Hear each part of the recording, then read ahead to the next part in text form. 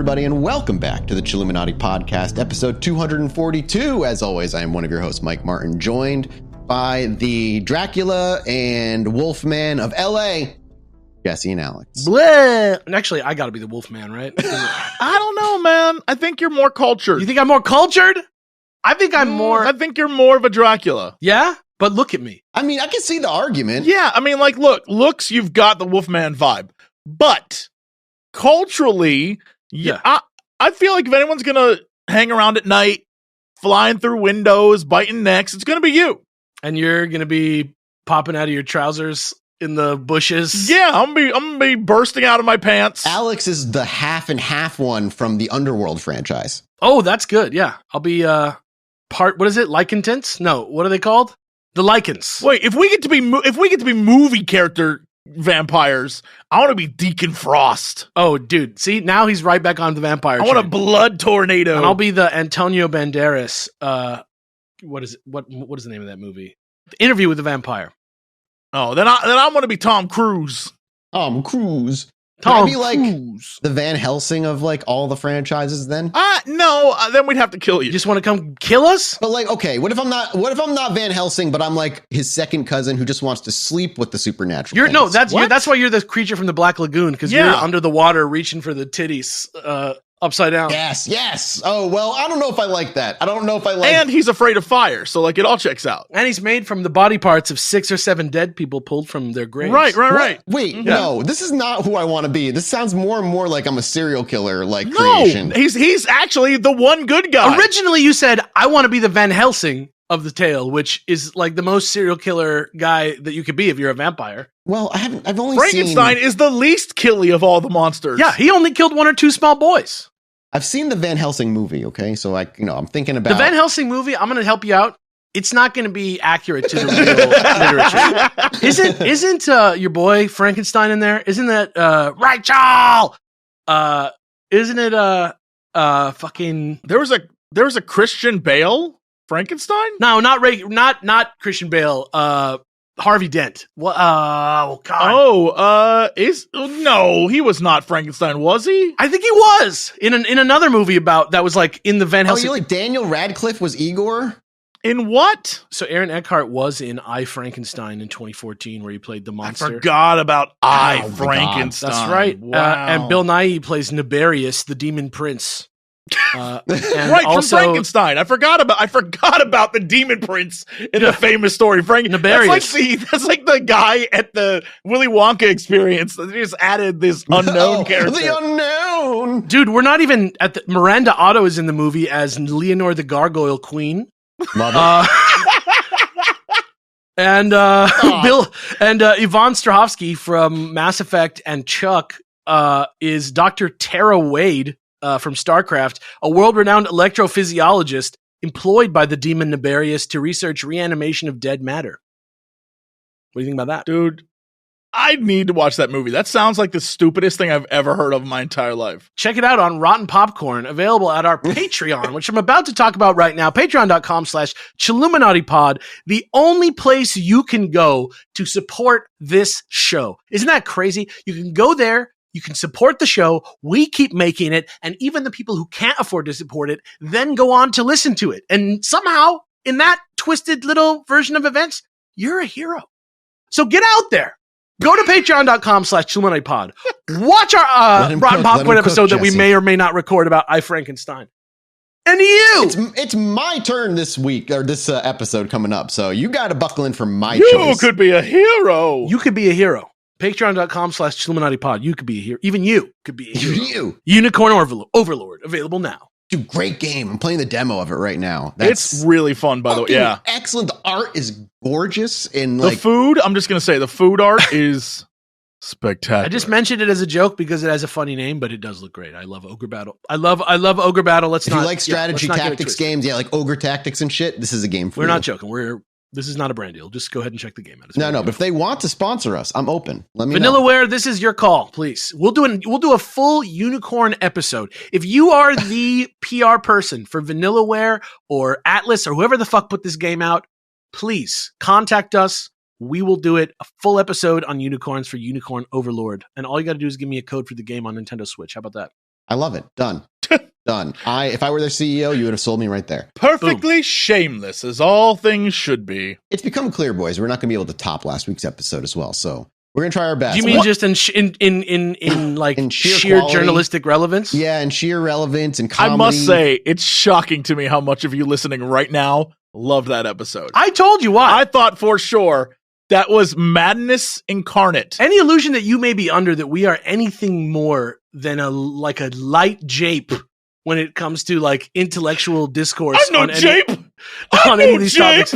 If you think we're anything besides a thirst slaking diversion on top of anybody's on top of anybody's deep sips of knowledge. Research. We're not like Wikipedia. We do a fair amount. Would you give yourself a PhD in anything that you've? Oh God, no! I am not a doctor, but I am also not like just reading a Google passage. I'm not even a historian. I'm not even a journalist. No, God, no! I'm none of those things. I'm a games journalist. That's not the same thing. I'm an internetainer. You're an internetainer? This is infotainment. Infotainment. There we go. That's the word I'm looking for. Exactly. Infotainment. That's what you are. But I am a jape, sir. That's all we are, dude. It is time once again to dive into the world of mythical creatures, cryptids, and folklore legends, into a part of the world that we are not familiar with nor visited. At least I don't think either of you have visited this place. Because today we're speaking about Romania in particular. None of you have traveled. Jesse, you traveled around the world for a video game thing with Dodger. I've traveled around the world multiple times. Well, he's circumnavigated the globe thrice. Yes. What can I say? He was racing Dodger around it. What can I say? But I haven't been to Romania, but I do have when I was in Poland years ago, I went to a bar under a bridge, and a bunch of people showed up because I was like, yo, I'm in Poland, let's get crazy. And first off, amazing bar under a bridge. But second off, we were there all night and two dudes from Romania showed up. And I'll never forget this because as we're there at the bar, one of the Romanians goes missing. And I feel so responsible because the dude's like, I don't know where my friend's at, bro, that I spent the rest of the night till 4 a.m. walking the streets of Warsaw looking for this kid. We could not find him. And I had a flight the next day. And I was like, all right, you got to let me know if you find it. I have to go. I'm so sorry. I have to go. So I went, got on my plane, came home, and there was a DM on Twitter that was like, yeah, I woke up the next day. He was in my hotel room sleeping. And I was like, what happened? What? He's like, he does it all the time. I'm like, what? He just disappears and returns. Who else did that? And one of the main characters from Heavy Rain, and it was heavily implied he was murdering people. So, like, just double check where your friend's going if he just disappears. I mean, look. Whoa. That murderer is not my friend. I met him once. I'm not saying you. I'm saying other guy who may or may not be listening to this episode who may have discovered us after having met Jesse unprompted many years ago. Also, in the same way that I'm reaching directly out to the devs of Unicorn Overlord, I want to extend a big no thank you to David Cage for any further promotion of any of your video games, you fucking weirdo. All right, yeah, we're in Romania today, boys, and we are discussing. I have a list of 10. If we get through them all, we'll see if we get through them all. Of different cryptids, folklorian legends, and all kinds of What's stuff. What's going to happen before we get through them all? Is there what you think we're going to like get too scared? No, but there are many times where we're going to talk about the first mythical creature, one that actually you probably heard about, and we were talking about a little bit ago, Strigoi. Or vampires of the area. They're a little bit different, which we'll talk about why. But these guys and ancient Slavic and Romanian traditions held a deep respect for the dead, with complex funerary rites meant to ensure the smooth transition of the soul to the afterlife. And disruptions to these rituals, whether through improper burial or the deceased harboring ill intentions, it could lead the spirit to returning as a malevolent strigoi. Before modern medicine, death, disease, and misfortune were often like just no idea what caused what. Bad luck befalling a family or community could be blamed on a recently deceased relative's malevolence, transforming them into a strigoi seeking vengeance or sustenance from the living. They kind of like feed off of the life force of people and so on. Like in a more indirect way, maybe? Like their simple existence? Yeah, so like they use strigoi as a reason that people were getting sick, or maybe a reason somebody died. Strigoi would be like a living curse, like a curse with agency. Kind of. It's it's more like vengeful kind of stuff. Does it have to come get it, or does it just like absorb it by existing? You know what I mean? I think it's part of the mystery of like if it's in the area and people are getting sick. It's like, is it crouched? Is it like crouched in my house and it's like sucking my talent off, or my needs? It's like sucking off my like. Well, let's talk about its abilities. Let's talk about it. We'll get to its abilities, and maybe that'll help clear it out. I'm going to use the word siphoning from now on. Yeah, siphon's better. That's too weird. It's fine with me. I'm down. I know you are. I know you're fine with sucking. There was a belief in ancient times where individuals that were born with physical peculiarities, those were considered witches or practicing sorcery, or those who died by suicide could preemptively be labeled as a potential strigoi. Really quickly, I just want to point out before you continue, because I think this is fascinating. You said they're born with physical deformities, they're considered witches or whatever, right?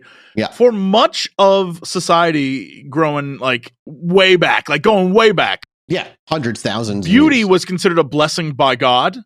And if you ever want to look this up, I'm not going to take up the episode for it, but just go look up the court case of a woman who was put on trial, and her defense was she's too beautiful to be evil. And so beauty, it was a weird thing. Whereas like if you're ugly, man, you are having a bad life. That sucks, dude. I wonder you think I'm too pretty to be a crime man? Yeah, man. Are you too pretty to be a crime man? Yeah, man. You're too pretty to be a crime man. Thanks. Yeah. I appreciate that. Makes me feel better at night that the cops will never arrest me. The strigoi wasn't just a creepy ghost. It was a potent force of malevolence equipped with a wide array of interesting abilities, including shapeshifting. Strigoi were said to be able to transform into familiar animals like dogs, cats, owls, insects. This allowed them to move discreetly, spying on their victims and stalking them until they were in a prime place to be fed from, which moves to their next ability, their life draining. Whether through sucking of blood or more subtly sapping a victim's vitality as just like a more vague kind of attack. Strigoi were fueled by the life essence of living things. This explained the lingering illnesses or mysterious deaths that brought upon their targets by using their life-draining victim's vitality as the reason somebody got really sick and died. And it's a physical person, Alex, to clarify. Like, it's a physical thing that would have to be next to you and be like, yeah, it sucks you. I mean? Or it like just kind of does it by kind of being like and absorbing. Yeah. But you still need to be near. You know who could be a strigoi? The blonde witch from Hocus Pocus. Yes, because she would be a strigoi. She has. Wouldn't it be more like she sucks all the life force out of kids? I'm trying to think of like a reference that Alex would know immediately. In Witcher 3, the lady from the trailer, I think, the Striga, the like redheaded woman, and he like meets her in the forest. Yes. In the trailer, I think that would be a strigoi, or whatever they would call it in that game. It's got to be a Striga. It's the same as a Striga for sure. Yeah. Right? Oh yeah, for sure. It's definitely it's similar. I want to tell everyone it was such a great time coming out to Indie PopCon last year. Really fun time, had a grand time. But I will tell you for sure that my biggest memories of being at that convention was getting stoned with Mathis and then talking to him for 2 to 3 hours a night only about vampires. And I wanted Empire to, of the Masquerade, and not even mythological vampires. It like a tabletop RPG, licensed IP vampires. But I do remember something about you bringing up something with a similar name to this in that discussion. Something Striga, something like that. Maybe there's a bunch. Like there's the vampires that sap life force in that are known as Quasian. That's probably from another language, right? Yeah, it's probably from another language. They're vampires only in that they sap life force from living things, but they're not like vampires in any other way, really. I don't know. I have to think. I don't know what it could have been. This feels very much to me like vampires, like as we know them, but like before the branding. Does that make sense? Yes. Yeah. A lot more bestial, like more in tune with their beast. Bela Lugosi vibes. Yeah, exactly. Of course, in their reanimated form, the strigoi were often said to possess unnatural strength and be remarkably hard to just destroy. That's like impervious to damage. And lastly, there are some accounts that give the strigoi the power to manipulate shadows as well as just purely vanish from sight. So ways to hide, many ways to just kind of keep their existence away. And a popular Romanian folktale speaks of a young man plagued by nightmares in which his recently deceased father calls out to him. Growing weaker each day, this family suspects the father has become or is becoming a Strigoi. They exhume, after he dies, they exhume the corpse to find it unnaturally fresh and bloated, which kind of just sounds like a body decaying to me. Following the gruesome prescriptions of their time, they stake the heart, burn the body, scatter the ashes, which is supposed to stop the Strigoi from rising anymore. And then when they did that, their nightmares and mysterious illnesses ceased. To me, that sounds like they were very familiar with the Strigoi legend, and it gave them anxiety when their dad died. Made them really scared. And then, and they got really scared after their father passed, and it just became like a source of anxiety, which probably gave them nightmares and made them feel sick all the time. Or if the corpse was rotten in some way, maybe they got a little bug. You could maybe have gotten sick at the wrong time for some reason. Yeah. Maybe you even got the same thing that killed the father. Who knows? Yeah. And then you just pass it like a bug. And then every time it's the anger spirit coming back of the last one as a Strigoi, making you sick, making you die, which makes you become a Strigoi. Yeah, I can see that circular logic. I would not be surprised if that was something that happened often. And the notion of what is true, little organisms that inject themselves into your cells and make you sick, is so impossible to guess or intuit without science that it's it might as well be the Striga, the Strigoi. You know what I mean? It might as well be the lineage of a monster. It's not any weirder or less. It's actually less weird, other than the fact that we know that it's true. Yeah, I agree. I like that. I think a lot of that kind of applies to a lot of other type things. We'll go through. Thank you so much to today's sponsor, Stamps.com. And as the excitement of the new year wears off, pretty much all gone at this point as summer is right around the corner, it's probably time you find your groove if you haven't yet. Keep things moving. And it's especially important when you run a small business like we do here at Chilluminati. And after all that said and done, and you find your groove in life again and settle back into that routine, the more you can take off your lap, the better. Do you really have time to be going to the post office, waiting in line, buying stamps, or would you rather get all that done at your computer and not worry about heading to the post office? Well, that's what Stamps.com is for. Postage rates also just increased again, so luckily Stamps.com has the best discounts in the industry, with rates you can't find anywhere else, like 89% off of USPS and UPS. Plus, Stamps.com automatically tells you your cheapest and fastest shipping options, so you don't have to navigate all those different carriers. And for 25 years, Stamps.com has been indispensable for over 1 million businesses like ours, whether they're mailing out checks or invoices, legal documents, books, blah, blah, blah, all the things that just get mailed in the mail, mostly. And if you sell products online, Stamps.com seamlessly can connect with every major marketplace and shopping cart to make your job just that much easier. So keep your mailing and shippings moving at the speed of your business with Stamps.com. Sign up with promo code CHILL for a special offer that includes 4-week trial plus free postage and a free digital scale. No long-term commitments or contracts. All you got to do is just go to Stamps.com, click on the microphone at the top of the page, and enter code CHILL. It's that easy. And thank you again to Stamps.com for sponsoring today's video.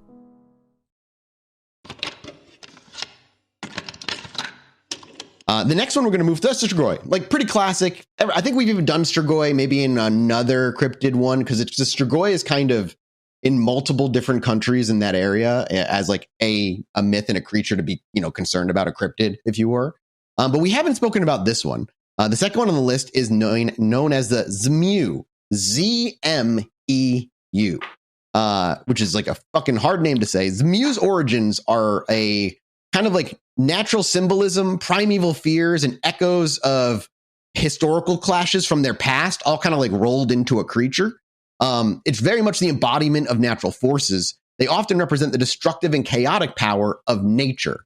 They're giant people, basically, or giants. They have the ability to fly, breathe fire, control weather, and it could be they use these creatures as an explanation for thunderstorms, earthquakes, or in areas where they had them, volcanic eruptions that would be witnessed by these people. Zmeu would be a good cryptid, or I wouldn't even say cryptid, a folklore legend is probably more appropriate, where this is nature was very much this thing's domain. It's almost like a mythological creature of old, right? I guess the Strigoi kind of is too, but it almost doesn't, it's almost not real so much as it's Wait, so what is this? Exists, so like the Strigoi is pale and like skinny and has the teeth. I can visualize it. Yeah. Right? It's got long, crazy looking hair and it's like, yeah, I'll eat you. These ones are like dragons, kind of, right? Right. Like, what does this thing look like? This is, of course, the first thing that pops up.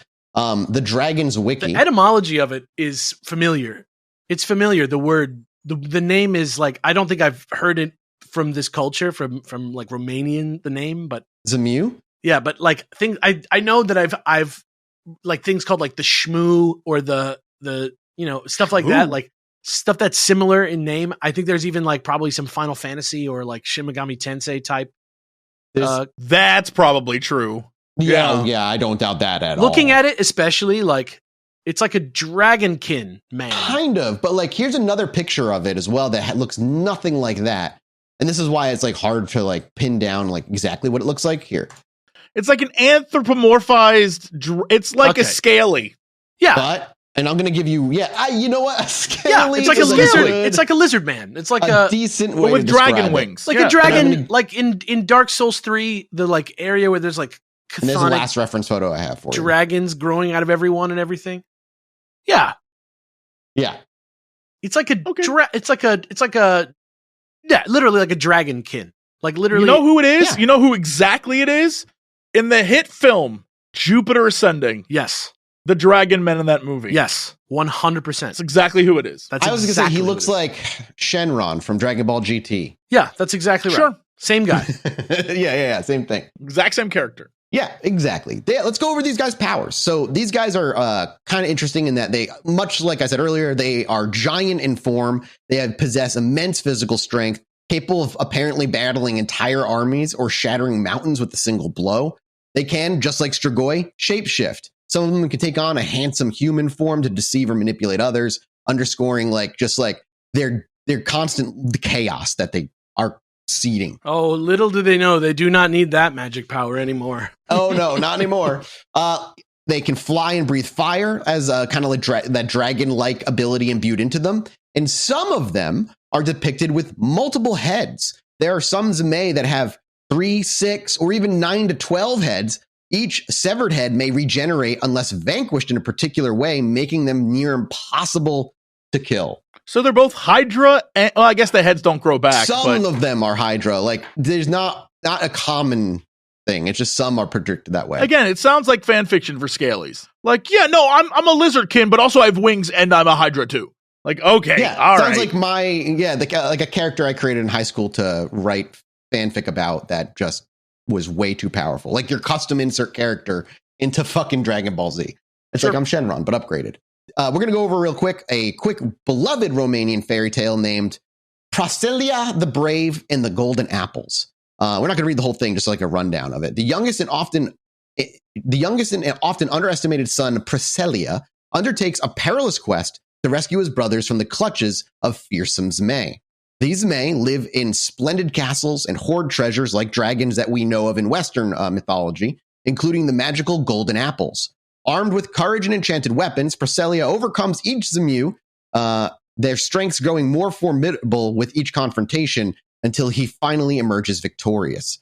It's like a classic hero fantasy story of him going to slay a dragon, except it's a bunch of them that are just more and more and more powerful as they go along. This is May. What do you? We forgot to set up a ranking system. Fuck, we always do a ranking system. I got this.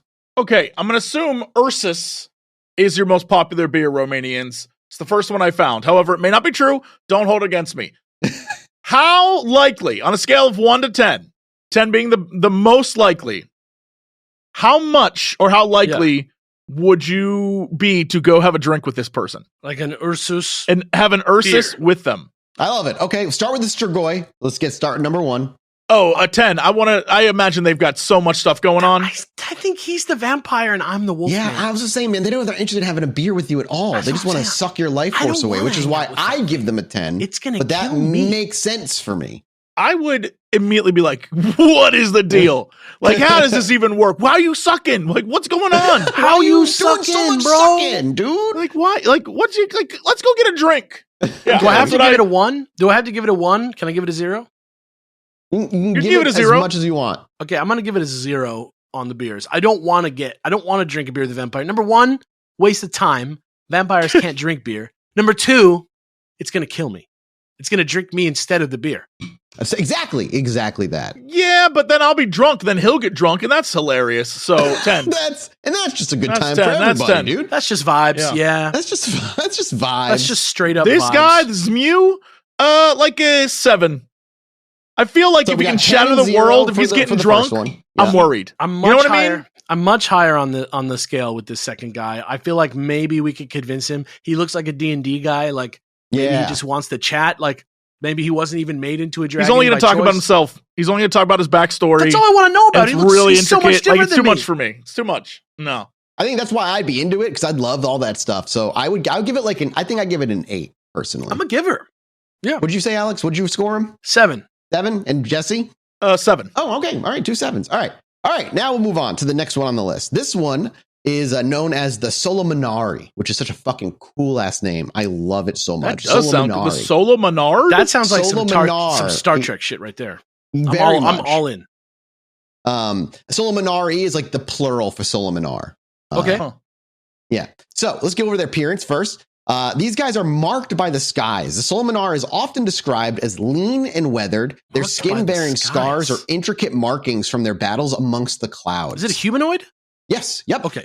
They was literally going to say they look human. Their eyes might hold an unusual glint reflective of their otherworldly experiences.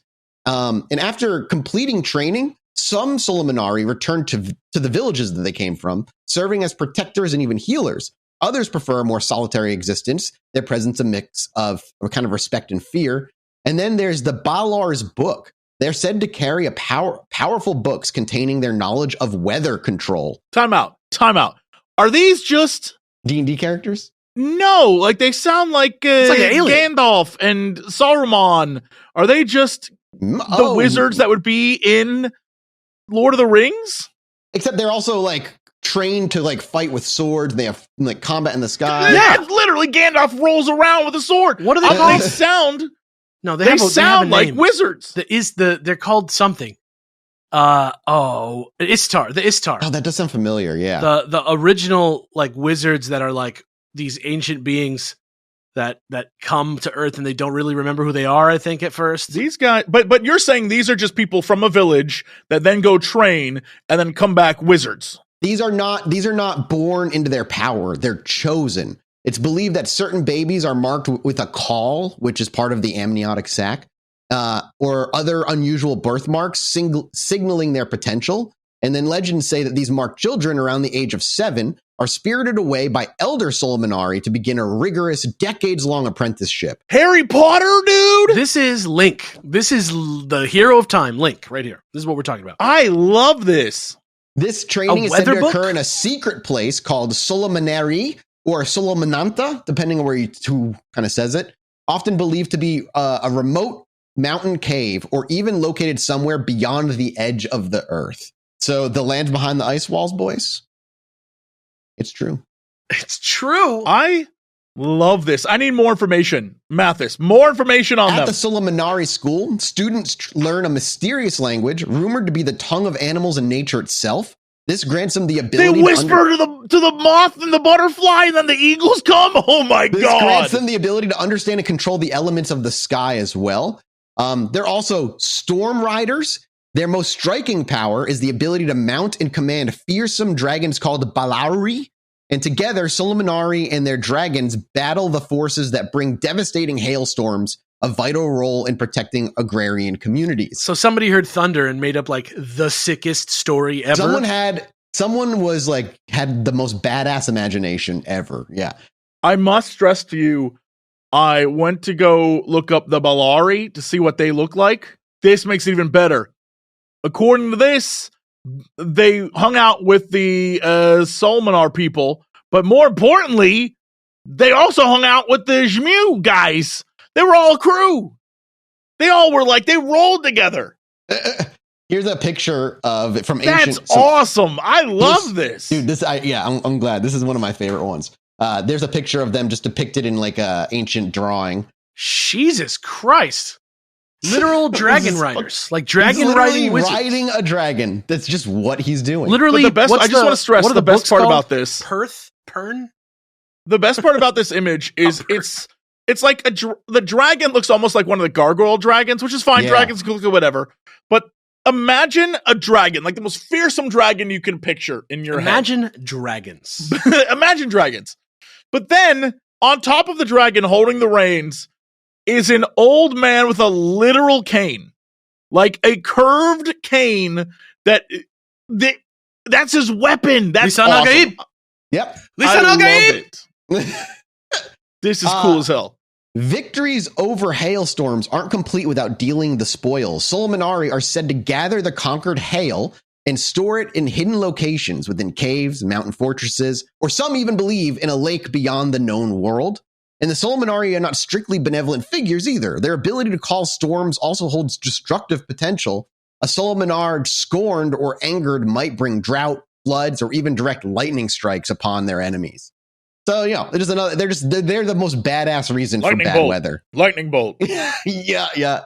Boys, I should take you LARPing one day. Oh my God. I'd be a good LARPer. Years. I LARPed for years. I love it. It's so much fun. I'm here. So that's a Chilluminati. They're kind of just like another weather metaphor in a lot of ways. They're just like more the thralls bad of weather. Zeus in a way. Yeah. It would be badass to have like a Chilluminati show up in town and just to take a 7-year-old away and be like, you come. Mom can't say anything. It's like when the Jedi come and take a kid to go to Jedi training. It really is the Jedi. Yeah. It is. You don't really get to say anything. You just go and you don't see them for decades. And then when they come back, they're all weird and different. Ooh, that's cool as heck. I love this. Romania, you have good creatures and or people. Creatures and or people. All right, we got to rank this sucker. Oh, 11. 11. Yeah. I would buy more than one beer for this wizard. Oh, this seems like more than one beer from this wizard. I like for the wizard. I give him a 10 too. Yeah. I give him a 10 Final too. Fantasy Like, this 10 is too. Final Fantasy 10 too. I didn't play that one. Was it good? Yeah. Actually, I must stress, you must play it because it's insane. Actually, fuck yeah, it rules. Man, I'm playing through Final Fantasy Rebirth. Okay, so like, and I finished Remake. Insane seems to be par for the course right now. Great follow up to one of the best reviewed Final Fantasy games of all time. By the way, Final Fantasy X-2. I can't think of a better follow up for you. So that's great. You should do all right. All right, yeah, I'll put it on my list. It's available on all major platforms. Square Enix, I'm looking at you guys. This could be backdoor video game deals all the time, yeah. Thank you so much to today's sponsor, Hero Forge. I'm so happy we're working with them again, by the way. I love it. I don't know if you know, but I've been a tabletop RPG guy for... do I want to date myself? Yeah, like over 20 years. Anyway, and doing minis and getting minis is one of the best parts of it. I love growing my collection. I love having a special mini for all my characters, especially if I'm a player. And Hero Forge is exactly where I go to do all of that stuff. And they have amazing selections. You can choose a bunch of different bodies, heads, arms, creatures, humans, elves, monsters. They even got like multiple colors, poses, gear, clothing, all kinds of stuff that you can make your mini your own. And the shipping is fast and it gets to you in amazing quality. The types that you can get are uncolored for if you prefer more just like to paint them on your own, or you can get them fully colored on your own and with a bunch of different bases for different game sets. It's my favorite fucking place to go. And if you're like me and you ended up investing in a 3D printer, you could still use Hero Forge. All the models that you make, you can just buy from them for their STL files for super cheap, and you can just print it at home. I love Hero Forge. I love being a nerd in tabletop RPGs and minis. It's just so much fun. And if you want to check it out and you want to hear me stop gushing about this stuff, just head over to heroforge.com. We actually got a code this time around. So if you use code CHILL, you're going to get 5% off all of your orders of physical miniatures. So go over to heroforge.com, make your mini, make your game awesome, upgrade your tabletop experience, and use code CHILL for 5% off your physical miniatures. Thank you again to Hero Forge for working with us again and sponsoring today's video.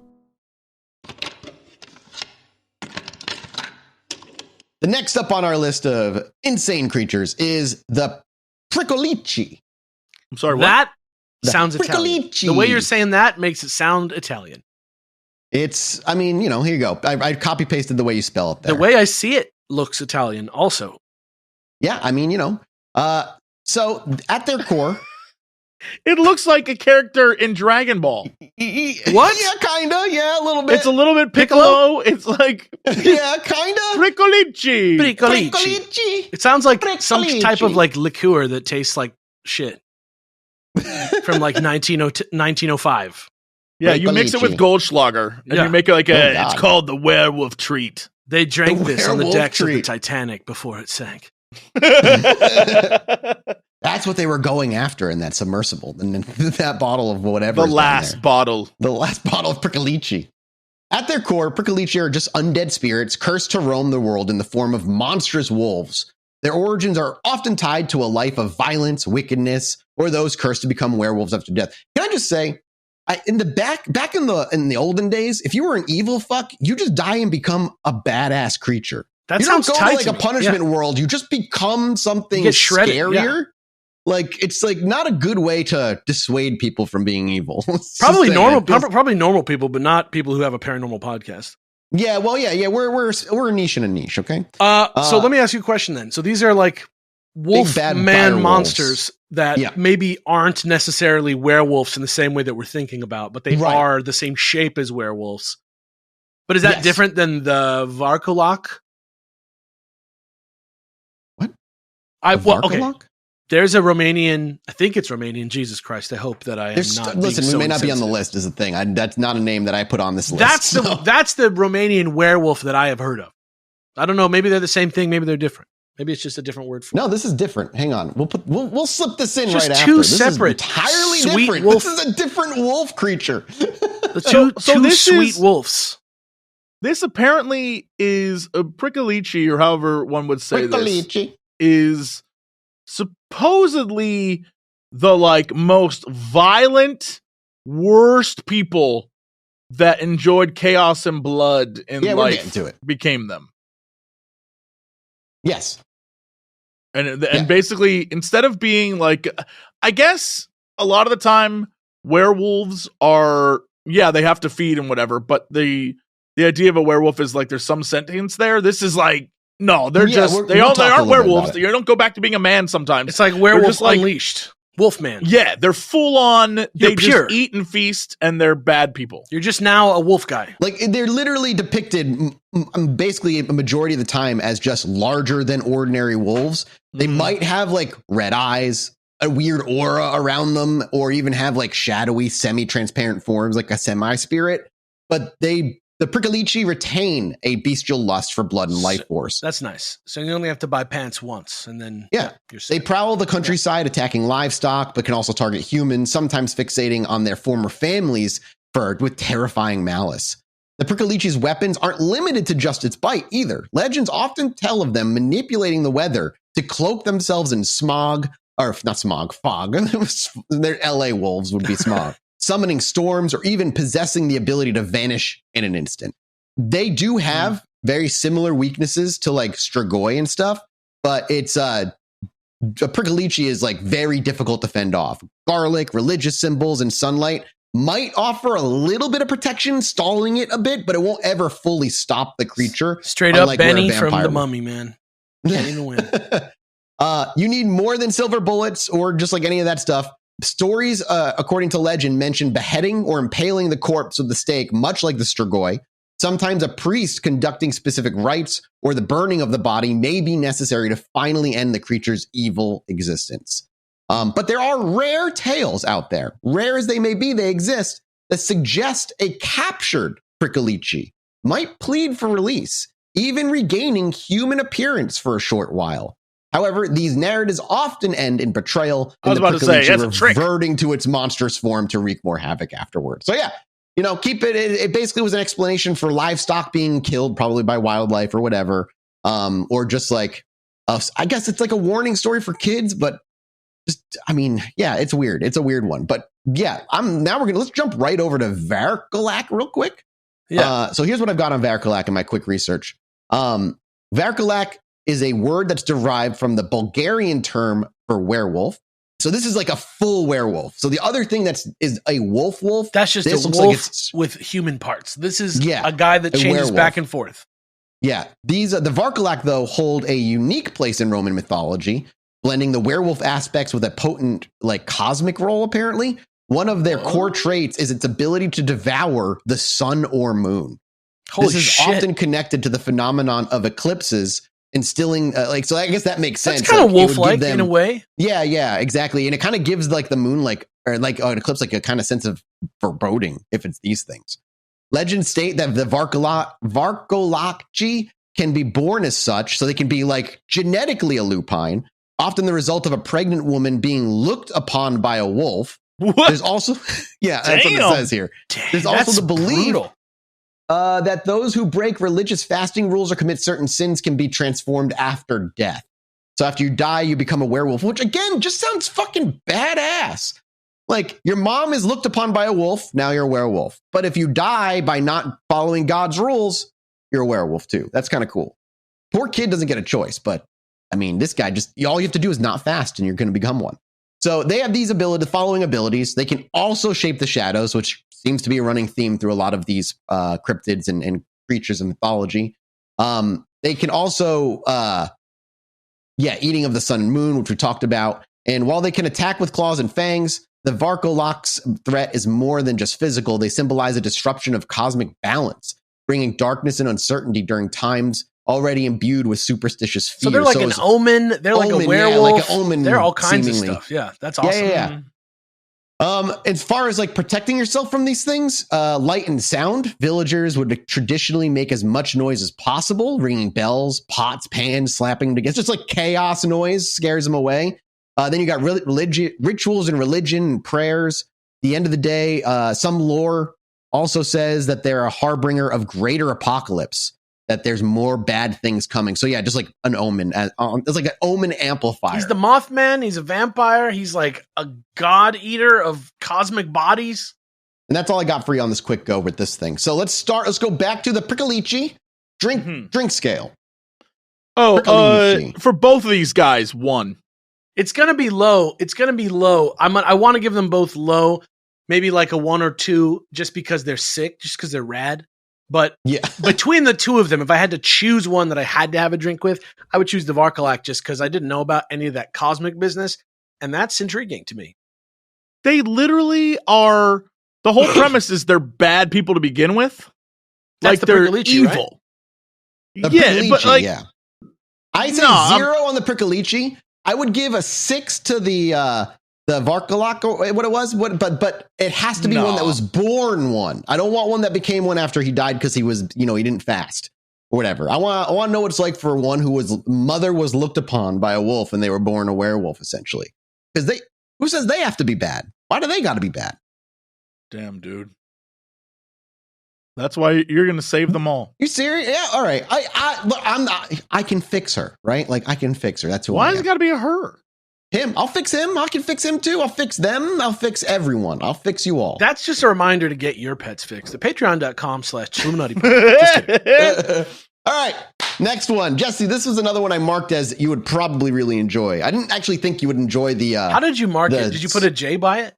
For Jesse? No, I just put a giant, like, rock hard cock next to it. Oh, yeah. Actually. Nice. So, but why put a stone chicken there? It doesn't make a lot of sense. All right. So I went to how to pronounce this. So this is Iele. The Iele. Iele? You have to say it like that. You have to bring your shoulders up, get out your chin, and go Iele. I'm going to link it. It's IELE. So it looks very confusing unless you know what you're actually looking at. These the Yella. Oh, sorry, I closed my little notes there for a second. The Yella are fundamentally elusive fae creatures. They are often described as beautiful, ethereal maidens, likened to fairies or nymphs in maybe other Western mythologies. However, they are far from benevolent spirits and can be incredibly dangerous if you piss them off. There are some tales that depict the Iele as born from just the air or morning dew. They just birth from nature. Others suggest that the connections to ancient deities or even claim them as the restless souls of unbaptized women, which to me sounds like it came around the time where it was like, Catholic Church trying to sounds like the Lord Frollo from fucking Hunchback of Notre Dame came up with that one. Lord Frollo. Oh God. I don't, is that like the fancy guy? He's the guy who's plagued by lust. Yeah. Okay. I've only seen that movie like a couple times when I was a kid. It's been a while. ELA are usually linked to wild, remote places like forests, meadows, caves. And they're especially known in stories about people coming to crossroads, like kind of like how you meet the devil at the crossroads. And these you meet ELA are often at the crossroads. Their presence is often there to cause chaos with you, more or less, to play around, to tease, to trap. They're able to, they're most famous for their entrancing nocturnal dances that draw you in, often forming circles under the moonlight. And mortals, as they're lured into these dances, are slowly driven mad, become hopelessly lost, or sometimes even just vanish altogether. Which reminds me a lot of like sirens in the open ocean, where they're drawing people in with like a song, and usually men go overboard and then they get lost in, the water and stuff. Seems like the forest version of that. ELA are also sometimes known to tempt men, leading them astray and potentially even stealing their life force. Which is another kind of storied reminder, warning to like the allure of going into the wild alone and, fucking just dying because you got lost.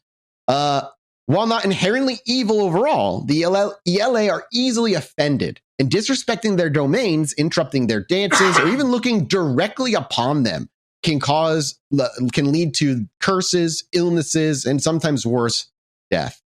Now, what do these beautiful, dangerous fairy things look like? Well, they're often portrayed as young, breathtakingly beautiful women with long flowing hair and mesmerizing eyes. They may wear shimmering gowns or be adorned with flowers. Some accounts even describe ELA as having translucent bodies or lacking any solid form. Sometimes they reveal monstrous aspects too, like fangs, claws, or even horse hooves if you piss them off. In some areas, ELA are solitary spirits. In others, they exist as groups, most commonly as 3 to 7 sisters. Their specific powers and temperament might also change subtly across Romania and different cultures and communities. The best way to save yourself from them is to simply just respect them and maintain caution. Treat their territory with respect. Travelers through remote places would often leave offerings of food or flowers. Right there. Food or flowers in hopes of appeasing them. Should you encounter any nocturnal dances, avert your eyes, or even just straight up run away altogether without looking back to break the enchantment, or if they even began to enchant you. And then there's some folk remedies. Like if the misfortune of encountering a ELA befalls upon somebody, various folk cures exist, ranging from specific herbal remedies to complex rituals performed by village healers. These guys are like a weird mix of beauty and horror, but not like inherently evil, just very, very sensitive and very, very territorial. There's something classically compelling or significant about like a bunch of beautiful women bathing in a glade. I mean, it's strong nymph dryad territory. Yeah, I don't know what that is, but yeah, it has that essence to it. Yeah. No, I mean, like literally, as I said in the earlier, like that's like their counterparts in the West are nymphs and fairies, 100%. Like that's easily what they're closest to. I don't know why them bathing in a pool is like the thing that unites them all, but it kind of is for some reason.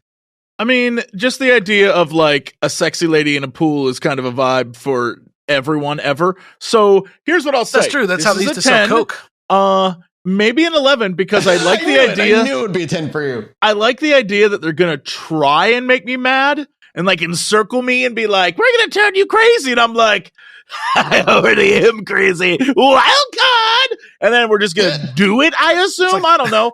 Take my essence. It's fine. I lived a good life. Not been in any of the stories that I read, unfortunately. I'll buy them all a drink.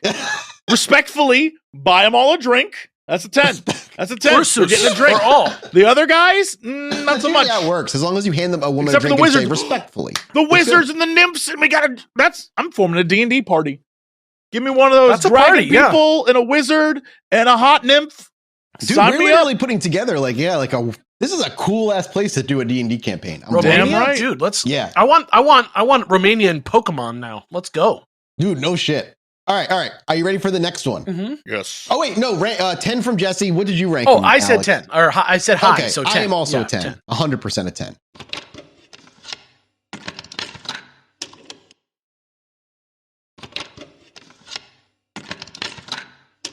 Next up on our list is the Muma Paduri. Once again, just kind of copy paste the spelling in case you want to go hunt some. Muma Paduri. They're like troll witch type looking things if you look at images of them.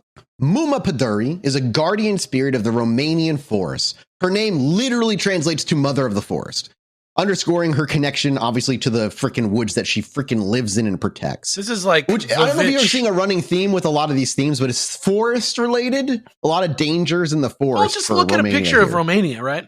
I know. Well, no, exactly. Yeah. That's what I'm saying. Like, it's just, it 100% makes sense. One of the more fascinating aspects to Muma Paduri is her duality. Like, she's neither super purely evil, but not like super good either. She's chaotic neutral. If I were to slot her into D&D level alignment charts, she's often envisioned as an elderly, hideous woman, sometimes with exaggerated features or even animalistic characteristics. I saw a picture with her with like huge antlers with one of them. This appearance highlights her, again, otherness compared to people to really represent the merger of humanity and nature. Some say that she is fiercely protective of the creatures and plants within her domain, very similar to Iele. She may punish or mislead those who hunt excessively, disrespect the woods, or harm its inhabitants. Her deep connection to the forest sometimes grants her knowledge of healing herbs and remedies, and those who approach her respectfully may gain her favor, and she may be willing to help them as a reward with giving them a healing or an herb. So therein, it's like the beneficial part of it, which to me speaks of going into the woods, treating it with respect, knowing what you're looking at in terms of like healing herbs or herbs that might like help with maybe pain or something, and just not over farming or overtaking from it. And obviously, when it comes to an old witch or crone in the woods, there's a bajillion lost children stories, and there's absolutely the same here. Sometimes Mama Paduri is depicted as either helping lost children find their way home or leading them further astray if they were being mean or misbehaved or disrespectful, that kind of thing. She's, like I said, a force of nature. She can actually control the weather, much like others and that we've spoken about before. Like a crone, a black anise type, Baba Yaga. Super unique in terms of like what she represents and how we have similar things in other cultures around the world. She'd eat a kid, but if Lord Farquaad came to take all the forest creatures away, she'd team up with the good ones and take them out.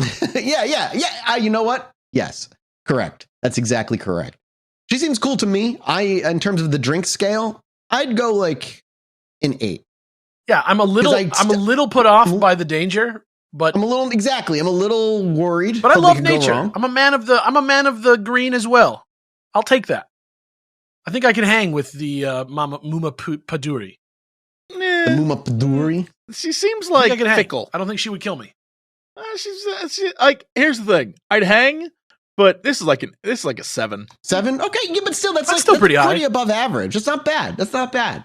It's worth the experience. She's not inherently going to get me. But not interesting enough that I would give a 10 like a Strigoi, because that's terrifying, but also I want to know what maybe I could be one. I don't know. What are the rules? Did you know that there was a Muma Paduri on the Masked Singer Romania? Is it good? Is there more to that, or is that okay? One first place. It's it's a costume. It's a costume that they wore on the Masked Singer. That was the Muma Paduri. So it's must be quite well known in that popular. Country. Yeah, well known. Yeah. Well, Jesse, the next one is, well, not just Jesse, Alex too. This is one that, as we talked a little bit about earlier, as you said, the Balauri are fucking cool. That's what the Chilluminati ride. And that's exactly what we're going to talk about now. The Balauri. Yeah. These guys are often represented and represent untamed, chaotic natural forces, much like the Chilluminati can. They also like storms, floods, earthquakes. Their destructive power mirrors the sometimes unpredictable and catastrophic power of nature itself. And in many folktales, Balauri are greedy and destructive creatures. They hoard vast treasures, kidnap princesses, and often clash with heroic figures representing order and courage. Some scholars theorize that Balar reflects memories of historical clashes with nomadic invaders or foreign empires. The fantastical form of the dragon may have evolved from exaggerated accounts of powerful leaders and their intimidating beasts of war that they would not have been familiar with as they were being invaded. Like other things we've talked about, this thing is potentially multi-headed as well. They can have up to 3 heads as the common. Some of them describe them with 9. this adds to their like weird, hard to kill like stuff like the other creature we were talking about, that weird multi-headed dragon type thing. It's exactly from the Procelia. That was the name of it. Procelia and the Brave and the Golden Apples. Like that's a story of her going through that kind of thing. So yeah, there's just, Balowry, just a quick little bit more about them. They're not really creatures you can get a drink with though. So I don't know how they're like sentient enough. No, they're often just depicted as animals and hoarding wealth. They're not. They're ridden as like beasts of war and more than they're actually like sentient creatures. Do you think it would drink beer if it was sentient enough? No, like if there was like a trough full of beer, like. Oh, I see. You know what? Yes, I think it's like let's say the Chilluminati come down and like park at the bar. Like, could I pour like a trough of Ursus out in the street for the I like Balowry? that. I'm gonna say yes. You probably can. In that case, fucking 10. But if not, I just want to like have a Chilluminati introduce me to his and like let me like feed it a carrot or whatever. I'd be into that through like a fence at the ranch. This is a 10 because in my mind it's like Shadowfax, the mount of a great wizard, and so this guy, beast. This dude. He be sipping the same thing the wizard. The wizard comes down with a little like flask of something, and he gives it to his dragon, and his dragons, they're friends. The wizard can probably talk to him, so I want to know. That's a 10. All right, you sold me. I was afraid of this thing initially. I was going to rate it really low, but both of you have like, there's a way we could do this where safety is involved, and you actually get like to meet a wizard. So, how am I even going to get this thing to come to me without a wizard with me? Right? Right. Exactly. I mean, it'll attack your village maybe with bad weather, so you could go looking for it when you get hit by like a thunderstorm. You might be nearby. Nah. Okay, let's move on to the next one. Yeah. Samka. I'm pretty sure that's how you say it. It's pretty much spelled how it's said. The Samka, unlike many of the creatures that we've discussed so far, Samka is literally just purely demonic entity. It's often depicted as a monstrous being, grotesque, terrible, representing the literal embodiment of evil. The exact origins of the name Samka are really actually hard to pin down. Some suggest a connection to the Slavic word for female dog, while others find links to words associated with devil or darkness. Samka are primarily seen as a bringer of misfortune, particularly targeting children and those most vulnerable. So again, illnesses, accidents, unexplained bad luck usually can be pinned, much like on the Strigoi, can also be pinned here on the Samka. It looks like if the Krampus was a sex criminal. Oh my God. Yeah. All right. That's a good way to put it. Is it? Is it? I mean, this man said that's a good way to put it. Is it? Look at his ass. Actually, kind of though. Like the one I'm looking at, it's in Resident Evil, by the way. I don't know if you knew this. In Resident Evil 8? Samka, they're in Resident Evil. Good question. 8, I'm guessing 4 or 8. Mold infection, so it has to be like the most recent ones. So probably 8, I would guess. The mom, Alex, the mom from Resident Evil 7? Yeah, 7. Lady Dimitrescu. No, never mind. Nope, that's a different one. That's Lady D. I was thinking the mom from the house one, not the... it's the boss that we fought on the maybe the boss that we fought on the ceiling, or just like the enemies that we fought on the ceiling? Maybe. But years ago when this game was released? Can barely remember. They nasty. So I don't like these guys. They nasty. Yeah, well, the way they look, unlike other Romanian creatures, there's no single consistent description of Samka. Depictions vary wildly, but always emphasize its grotesque appearance. Like it's always just like nasty and fleshy and gross. It may be imagined as like a hideous old woman, a horned beast sometimes, or a shadowy demonic figure. And some legends mention a horrifying dance associated with Samka. It's said that the sight of this dance also drives a person insane or can cause them to inflict harm upon themselves. So these things are just pure dangerous. Like, don't go anywhere near them. If you want to protect yourself from them, religious symbols and prayers are believed to be the most powerful form of defense against Samka. Holy water, crucifixes, and the intervention of a priest could combat its evil influence over you. And various folk remedies exist as well, from hanging garlic at the threshold, very, very typical, a lot of things like this, to uttering specific incantations meant to ward off its presence. And iron, much like Fae, iron is a common thing to be able to have a protective power against demonic entities like the Samka. Samka exists more as like a chilling invocation of like evil and badness rather than a character that's often told in folk tales. You know what I mean? It doesn't really have like that character. Yeah. Yeah, exactly that. It's more of like a representation of fear as like a control mechanism. Yeah. I think like that's like the way I think like a nightmare or or something like that. Like a exactly. Like the creature a nightmare, not the notion of it. No, exactly. We do have like there are some examples out there of like some of the curses, because there are like curses it puts out there. Again, the most common are someone getting really sick, someone dying, someone actually going mad or crazy. But there's one of the most common ones is a curse that invokes the Samka called Batate Samka, and its English translation is "beat you Samka" or "may Samka strike you down." This is like very simple curse that carries profound power within the context of the folklore. It's like go to hell. Yeah, by invoking it, the speaker essentially is wishing like the Samka could bring terrible misfortune. You're just like basically wishing the worst on somebody.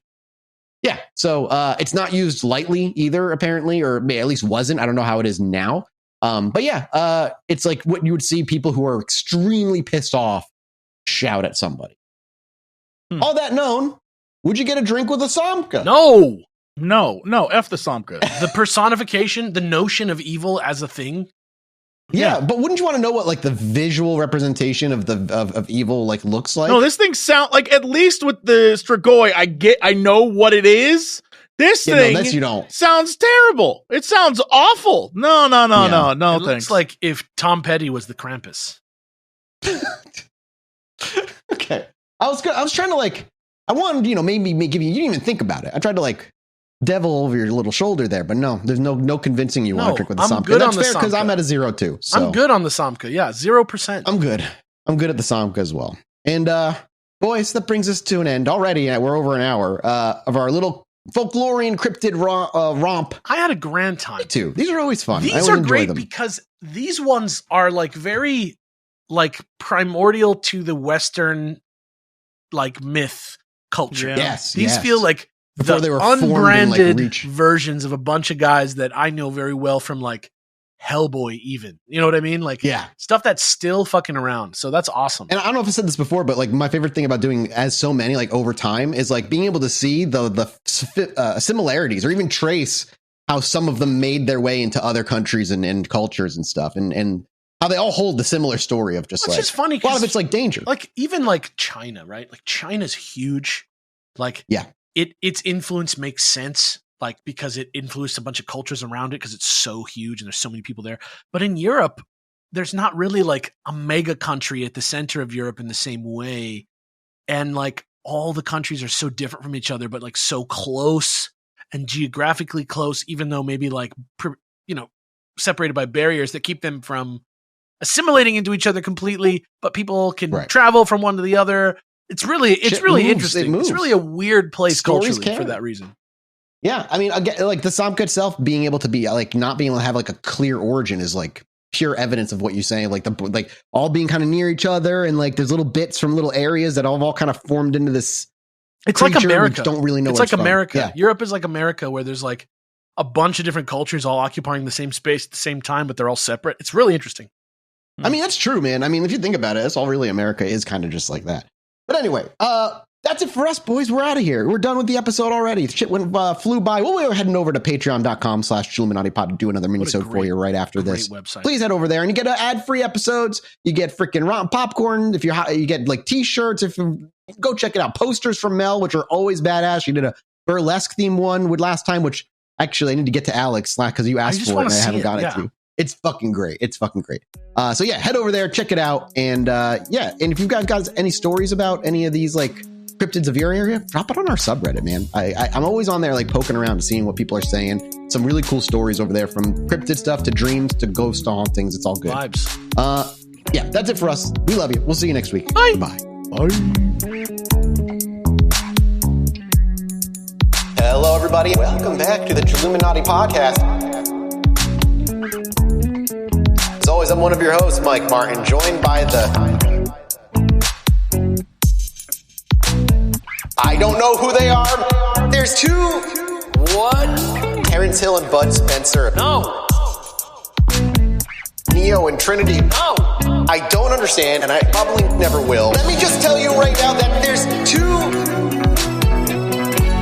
Leon Kennedy and Claire Redfield. I'm telling you, I think he literally just looked up famous duos. Cheech and Chong. And has just been going through the list ever since.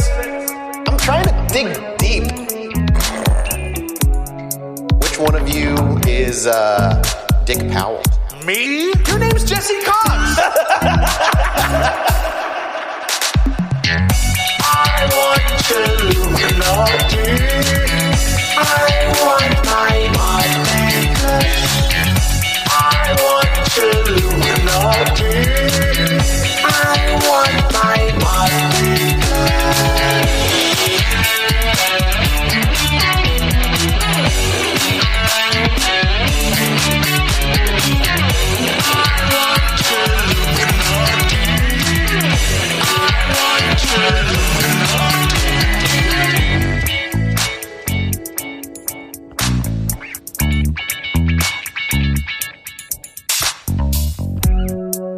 Hello, everybody. Welcome back to the Chilluminati podcast. As always, I'm one of your hosts, Mike Martin, joined by Alex and Jesse.